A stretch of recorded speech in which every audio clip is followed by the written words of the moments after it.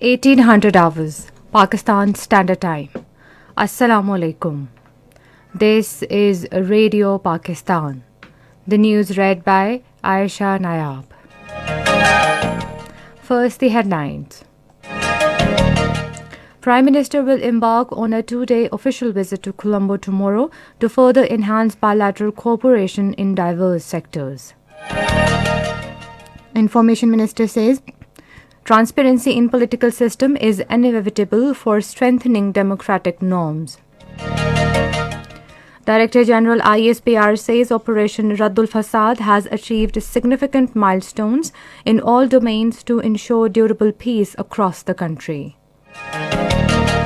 Foreign Minister has urged the world to look seriously into the agenda of extremist regime in India that threatens regional peace. In Indian illegally occupied Jammu and Kashmir, the All Parties Hurriyat Conference has called for complete shutdown on the occasion of expected visit of the fascist Indian Prime Minister to the occupied territory. In the fourth match of Pakistan Super League, Lahore Qalandars will take on Quetta Gladiators in Karachi today. And now the news in detail.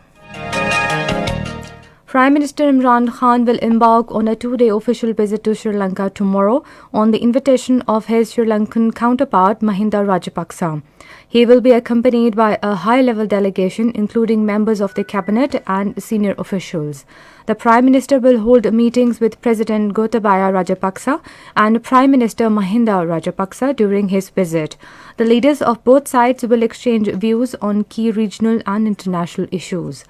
He will also lead the delegation-level talks covering all areas of cooperation between the two countries, including trade, investment, health, education, agriculture, science and technology, besides defense and cultural tourism. The Prime Minister will also participate in a joint trade and investment conference aimed at promoting trade and investment between the two countries. A number of MOUs to enhance bilateral cooperation will be signed during the visit. Prime Minister Imran Khan has arrived in Peshawar on a day-long visit. Khyber Pakhtunkhwa Governor Shah Farman and Chief Minister Mahmood Khan received the Prime Minister. The Prime Minister will hold a consultation on government and party affairs. Minister for Information and Broadcasting Shibli Faraz says transparency in political system is inevitable for strengthening democratic norms. Addressing a news conference in Islamabad today, he said the PTI, as per its manifesto, is committed to end the culture of corruption in political system. The minister said the government is working to introduce electronic voting system to make the next general elections transparent. He said open balloting in Senate polls will help discourage corrupt elements. Therefore, the opposition should fulfill its promise made in Charter of Democracy.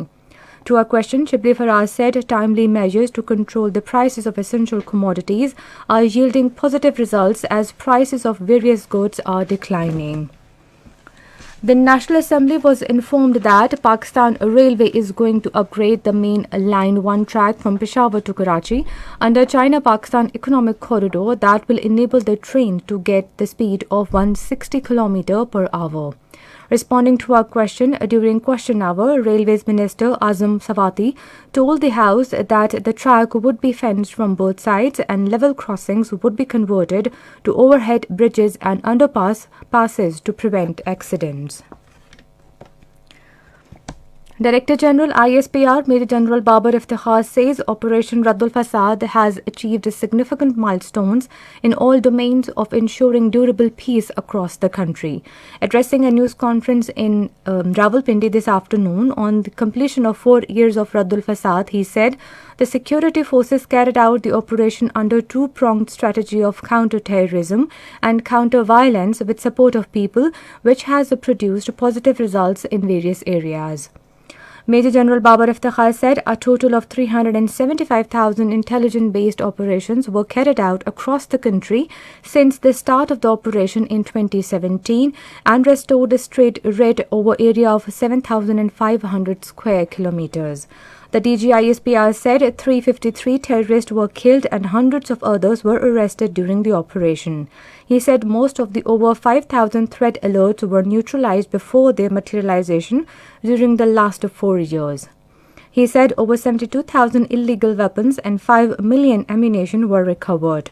The DGISPR said 497 border posts were set up. He said demining were also carried out in tribal districts.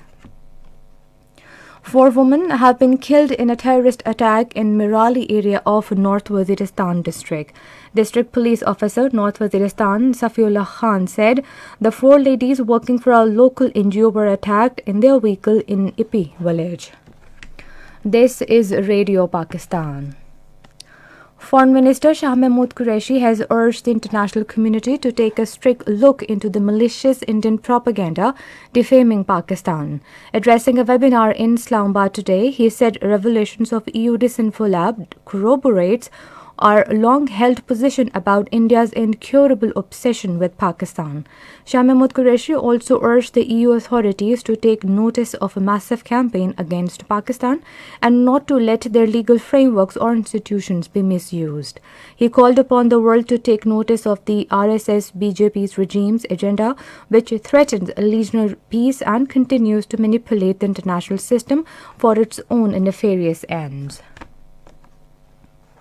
Chairman Kashmir Committee Shahryar Afridi says the Indian government's expansionist design and its Hindutva approach have been exposed in the world.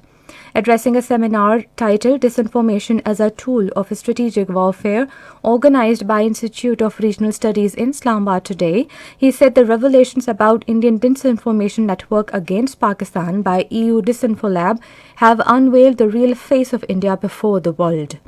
Shahryar Afridi said India wanted to isolate Pakistan, but it itself has been exposed owing to its discriminatory policies toward minorities and the protesting farmers. The Chairman Kashmir Committee said the world is now well aware of the gross human rights violation being committed by the Indian forces in the Indian illegally occupied Jammu and Kashmir.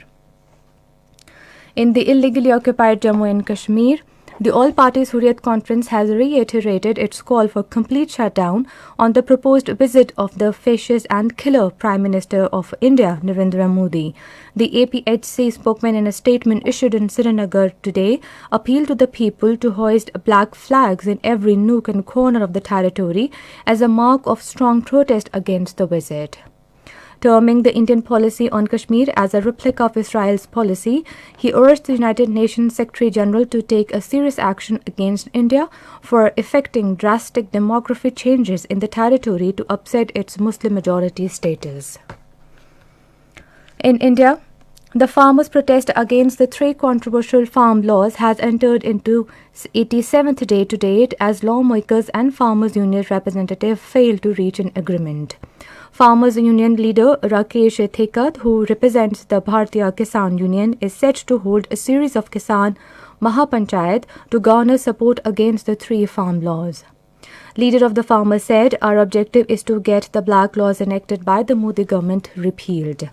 Congress leader Priyanka Gandhi and Delhi Chief Minister Arvind Kejriwal will also address Kisan Mahapanchayats in the upcoming week.